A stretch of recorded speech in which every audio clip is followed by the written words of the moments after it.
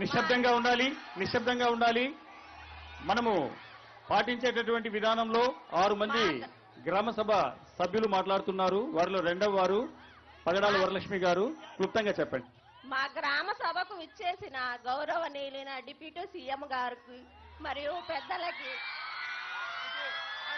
నమస్కారాలు తెలియజేసుకుంటున్నాను. మా గ్రామస్తులకి కూడా నమస్కారాలు తెలియజేసుకుంటున్నాను. ఈ రోజు మేము 10 సంవత్సరాల నుంచి ఎదురు చూసిన సమయం వచ్చింది సార్.